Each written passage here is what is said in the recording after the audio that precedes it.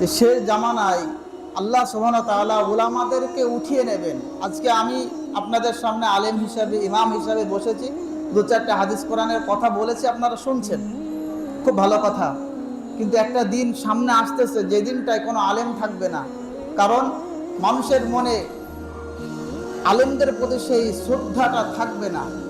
আলেম তৈরি হোক এটা মানুষ চাইবে না। মানুষ মাদ্রাসায় দান ধ্যান করা বন্ধ করে দিবে। মাদ্রাসাওয়ালারা মাদ্রাসা চালাতে পারবে না, মাদ্রাসা বন্ধ হয়ে যাবে। এখন আলেম তৈরি হবে না। এখন আলেম যদি না তৈরি হয়, সমাজের ইমাম কে হবে? কথা বলেন, ইমাম কে হবে? সমাজে জানাজার দায়িত্বটা কে নেবে? আলেম যদি না তৈরি হয়, সমাজের মাসলা মাসাইলগুলোর সমাধান কে করবে?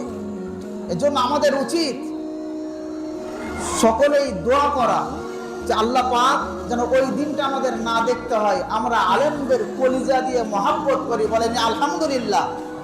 আলেম তৈরি হোক এটা আমরা চাই। যাই হোক, এই নদিয়া জেলায় আমাদের বাস। এই নদিয়া জেলার মধ্যে সব থেকে টপ যে বড় মাদ্রাসা, সব থেকে বড় মাদ্রাসা আপনাদের এই থানার মধ্যেই রয়েছে, আলহামদুলিল্লাহ। আমাদের ওইদিকে বড় বড় মাদ্রাসা নাই। সব থেকে বড় মাদ্রাসা নদিয়া জেলার মধ্যে যেটা, সেটা হচ্ছে খোশবাগ মাদ্রাসা। এটাই একমাত্র বুখারী শরীফের দার্স দেওয়া হয়, ক্বালা ক্বালা রাসূলুল্লাহ সাল্লাল্লাহু আলাইহি সাল্লামের দার্স দেওয়া হয়।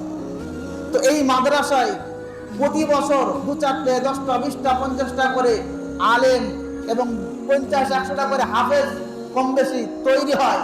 এরা সমাজে আমাদের খিদমত করে। আমাদের কখনো কোনো মসজিদের ইমাম হয়, কোনো মসজিদের ইমাম হয়, কোথাও খাতিব হয়, আমাদের সমাজে উপকার হয়। এজন্য আমাদের উচিত এরকম বড় বড় মাদ্রাসাগুলোকে আরো বেশি করে দান করা। যেরকম পেট যদি বড় হয় খাবারটাও বেশি লাগে, কথা ঠিক না? পেট যদি ছোট হয় খাবারটা অল্প হলে হয়। তো বড় মাদ্রাসা, ছাত্র বেশি। হযরত একদিন নয়, দুদিন নয়, তিন দিন এসেছেন। কিসের আশায়? আপনারা দেন বলে এসেছে। যেইগুলাই ধান থাকে সেইগুলাই ইঁদুর লাগে, এটা স্বাভাবিক।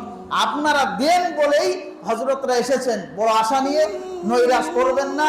যেহেতু মসজিদের কাজ হচ্ছে বলে কোনো আলেম ওলামাকে এইভাবে কালেকশন করতে দেওয়া হচ্ছে না, এটা আমাদের নিজেদেরই দুর্বলতা। কিন্তু এই মাদ্রাসার ব্যাপার আমি না বলে থাকতে পারতেছি না। হযরত এসেছেন, বসে আছেন।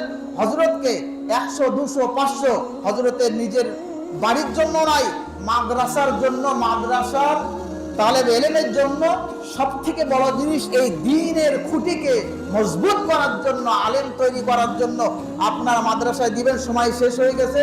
এইভাবে লিস্টে তো আর করা হবে না, যেহেতু লিস্ট করার অনুমতি কমিটি থেকে আমাকে দেয় নাই। এই জন্য আপনাদের নাম নথিভুক্ত করতে পারতেছি না, বড় দুঃখিত।